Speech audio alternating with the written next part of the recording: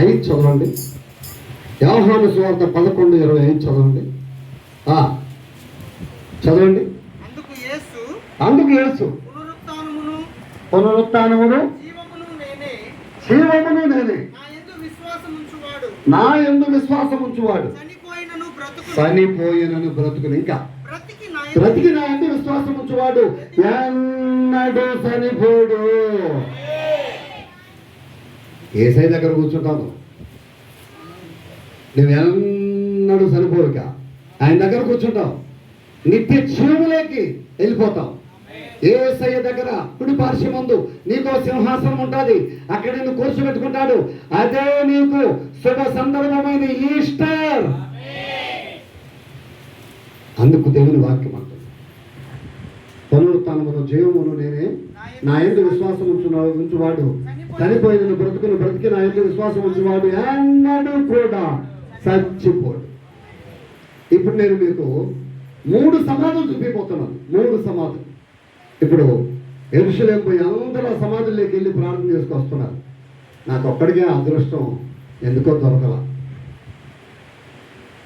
యెరూషలేము వెళ్ళాలని ఆశ ఉంది, కానీ మా నాన్నకి ఎందుకో ఆత్మీయ తండ్రికి సేవకుడికి కాస్త సహాయం చేసి యెరూషలేము పంపిద్దామన్న ఆలోచన కొందరికి రాలే పాపం. అందుకు దేవుని యొక్క మహాకృప చేత 3 సమాధులు మీకు నేను చూపిపోతున్నాను. ఇప్పుడు లూకా సువార్త 7వ అధ్యాయం 11వ వచనం చదవండి.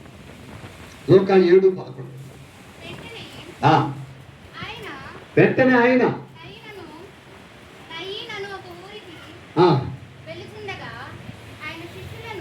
కయ్యూను, నాయుడు కదా మరి కయ్యూను చదువుతాడు. నాయను అని ఒక ఊరికి వెళుతుండగా ఆయన శిష్యులను ఆయన వెంట వెళుతున్నారు. బహుజన సమూహము ఆయనతో కూడా వెళుతుండేది. ఆయన ఊరి గెవిని దగ్గరికి పోగానే చనిపోయిన ఒకడు వెలుపలికి మోసుకొని పోవుచుండును.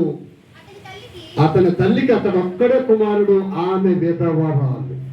అక్కడ కొడుకు, నా కూతురు లేదు, ఇంకో కొడుకు లేదు, ఒకే ఒక్క కొడుకు. ఆ తల్లికి భర్త లేడు. ఆ ఒక్క కొడుకు ఏమయ్యాడు? చచ్చిపోయాడు.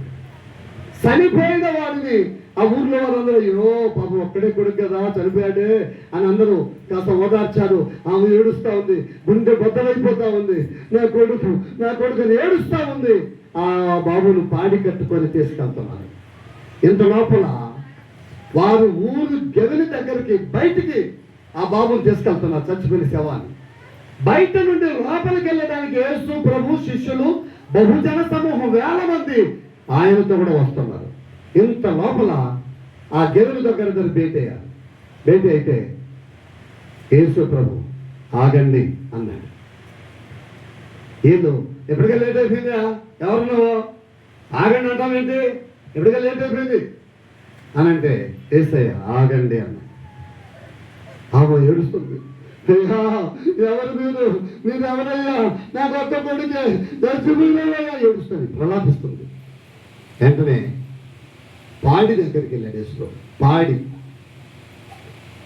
ఈ చచ్చిపోయిన వాడిని తీసుకెళ్తున్నారు. ఎక్కడికి చచ్చిపోయిన వాళ్ళని తీసుకెళ్ళదు ఎక్కడికి? అదే ఎక్కడికి ఎంత చెప్తే కదా నాకు అర్థమైంది. నాకు తెలివిలో ఉన్నట్టు కదా. శ్మశానం అని చెప్తే నాకు కాస్త అర్థమవుతుంది. శ్మశానంలో తీసుకుపోతున్నారంటే అర్థమైంది. ఈ బాబు గొంతు తవ్వుంటారా, కొంత తవ్వలేదా? తవ్వకుండా తీసుకెళ్తున్నారా? తవ్వుంటారు కదా. కొంత తవ్వేటప్పుడు ఏంటి శ్మశానంలో మనకి 2 కాళ్ళ కింద పారేయకూడదంట. 2 కాళ్ళ కింద పారేయకూడదు. పార రే ఏ గుర్తురా అది ఒకటి. ఆడెవరు లేకపోతే ఒకరిని ఒరే నువ్వు తవ్వరా అన్న. ఓయమ్మా నేను తవ్వకూడదు తక్కువలు అన్నాడు ఒకడు. ఏమనంటే మా భార్య గర్భవతి, వాళ్ళ భార్య గర్భవతి అంట. అదే నాకు కొంచెం మాట తిరిగి రావాలి, నాకు తిరిగి వస్తాను. గర్భవత ఎవరు చెప్పారన్నా నీకు? బైబిల్ చెప్పిందా? అది చేయకూడదు ఇది చేయకూడదని. మా కుటుంబంలో పలానా అందుకే స్లాబ్ వేయకూడదు. ఎవరు చెప్పారు? పలానంటే స్లాబ్ ఎగుడుగా ఉందా? బరువు ఉంది కదా, బరువు. ఏది బరువు అని చెప్పారు? నువ్వే అసలు లోకానికి బరువు. ఇట్లాంటి సిటీలన్నీ పడుతూ ఉంటారు కొందరు.